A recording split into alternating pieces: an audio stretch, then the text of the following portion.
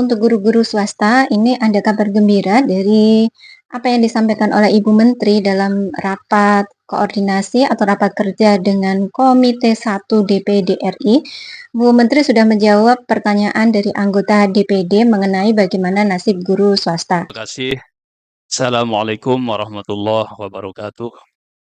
Yang saya hormati Bu Ratu Hemas, Wakil Ketua DPD RI, Ketua Komite 1 dan seluruh Wakil Ketua, anggota.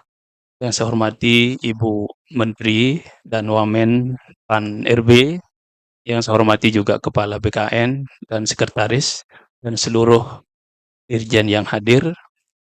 Terima kasih atas kehadirannya Bu Menteri, Pak Wamen, Kepala BKN. Alhamdulillah kesempatan untuk kami sampaikan aspirasi masyarakat. Kalau tadi banyak disampaikan masalah P3K oleh teman-teman anggota, saya hanya fokus tentang aspirasi dari dulu ini. Karena saya berangkat dari guru swasta dan saya berhenti sejak periode yang lalu diangkat sebagai DPD RI 2019. Tapi sampai sekarang suara itu selalu ada, aspirasi itu selalu ada, terutama bagi guru swasta yang bernaung di lembaga swasta Kementerian Agama. Walaupun ini mungkin bukan ranah dari PAN-RB, tapi mungkin nanti bisa koordinasi dengan Kementerian Agama atau Kementerian Keuangan. Ini mungkin menyangkut masalah anggaran ya. Karena betul-betul mereka guru swasta yang bernaung di lembaga swasta di Kementerian Agama merasa betul-betul tidak mendapatkan keadilan. Padahal statusnya sama, ikut mencerdaskan kehidupan bangsa atau anak bangsa. Tetapi ini pemerintah memandang sebelah terhadap pendidikan atau lembaga swasta yang bernaung di Kementerian Agama. Dan seperti yang dikatakan oleh Pak Bram tadi dari NTT, bahwa keberadaan perguruan atau lembaga swasta ini jauh sebelum kemerdekaan. Dan pemerintah harus berterima kasih, harus bersyukur. Seandainya sekarang tidak ada lembaga swasta ini, berapa triliun yang dikeluarkan oleh pemerintah untuk mendanai itu. Jadi kami mohon betul-betul Pancasila sebagai dasar negara kita, terutama sila yang kelima adalah keadilan sosial bagi seluruh rakyat Indonesia ini betul-betul terwujud. Mohon nanti koordinasi dengan pihak-pihak lembaga kementerian yang lain. Ini harapan dari masyarakat kami dan saya yakin seluruh masyarakat yang ada di Indonesia ini. Terkait dengan masalah, guru-guru swasta yang tadi disampaikan. Nah, kami melihat bahwa sebetulnya, Kemenpan.RB tentunya formasi ini memang ditujukan kepada sekolah-sekolah negeri karena kita, apa namanya, sebaran guru-guru, itu ternyata banyak ada beberapa daerah yang, guru-gurunya masih, banyak, kosong. Jadi memang diprioritaskan kepada guru-guru. Nah, kemarin Menteri Dikdasmen memberikan kesempatan bahwa guru-guru itu akan bisa mengajar di sekolah-sekolah swasta. Jadi itu, tentu saja kita berharap itu adalah optimalisasi dari P3K yang atau guru-guru yang sudah diterima di dalam, apa namanya, formasi itu dan disesuaikan dengan Dapodik.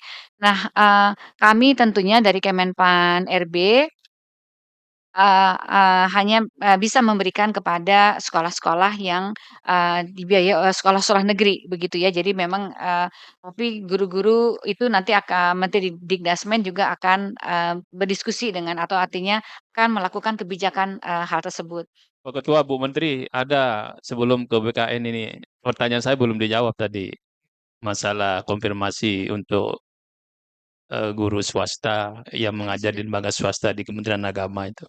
Terima kasih.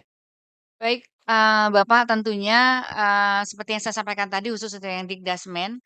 Nah kalau, kebijakannya karena kemarin, sebetulnya formasi kami itu adalah untuk sekolah, negeri tentunya Pak, kami tidak bisa memberikan formasi untuk sekolah swasta Bapak, gitu ya. Karena memang dulu diadakan formasi itu karena mengisi kekosongan-kekosongan guru-guru di sekolah negeri.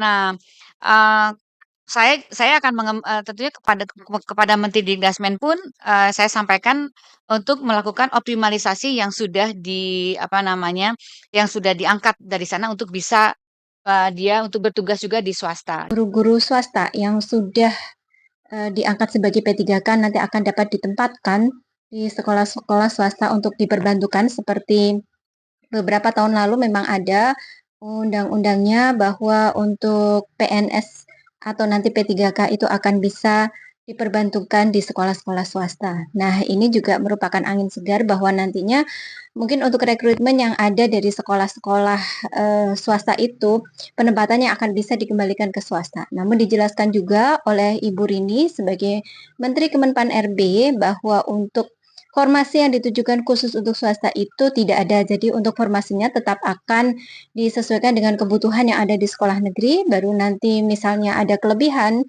kemudian setelah dikaji, kemudian ada kekurangan untuk diperbantukan di sekolah swasta, maka nanti Kemendikdasmen akan memberikan solusi untuk menempatkan para ASN ini di sekolah-sekolah swasta. Gitu, tapi kami tidak bisa memberikan informasi karena itu melanggar aturan Bapak, kalau kami memberikan informasi untuk sekolah swasta, gitu. Nah, jadi kalau misalnya demikian bisa saja nanti, Menteri Agama melakukan seperti halnya dilakukan oleh Mendikdasmen misalnya menugaskan, tenaga guru yang sudah menjadi P3K ini untuk di sekolah, mengajar di swasta, bisa saja mengambil kebijakan yang sama karena ada 2 kementerian yang melaksanakan fungsi, untuk, pendidikan itu ada di Agama dan Dikdasmen dan Mendikti begitu Bapak, gitu.